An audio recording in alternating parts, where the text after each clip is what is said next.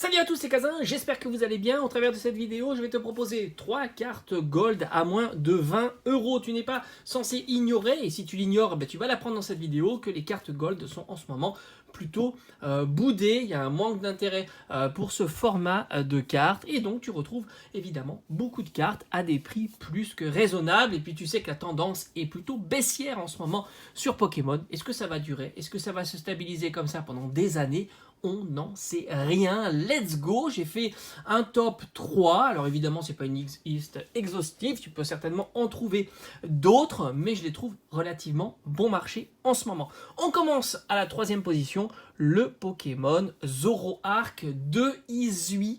Tu peux trouver cette carte-là aux alentours de 15-20 euros. C'est une carte en plus récente, puisqu'on est sur Origine perdue. Elle partageait la tête d'affiche dans les cartes gold avec la Giratina. La Giratina n'est guère plus chère, mais il faut compter quand même 10 à 15 euros de plus que la Zoroark.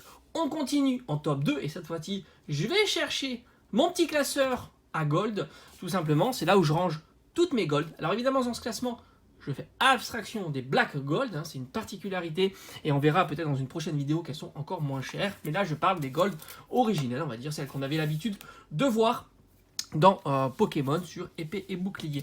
Et là, on arrive à Momartic, petite carte Gold de la série Évolution Céleste. Alors Évolution Céleste, tu le sais, c'est la série la plus hypée du bloc épée et bouclier, tant il y a énormément de cartes très très chères et de cartes alternatives magnifiques. Là, on est sur une carte aux alentours de 15-20 euros aussi, mais on peut la trouver plutôt proche des 15, moins des 20, comparativement à Zoroark. Et enfin la dernière, la moins chère, la Majaspic V-Star.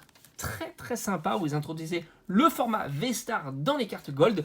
On est sur Tempête Argentée, donc une série récente aussi.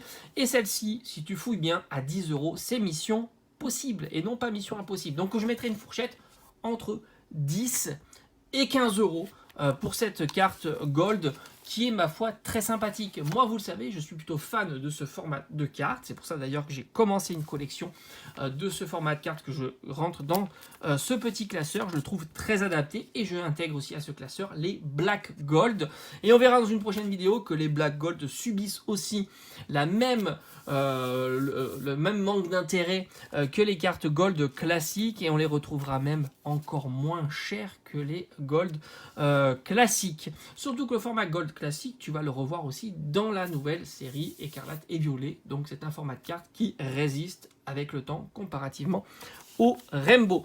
Alors j'espère que cette vidéo t'aura plu. On se donne rendez-vous bien sûr très rapidement pour de prochaines vidéos sur Pokémon. Ciao ciao.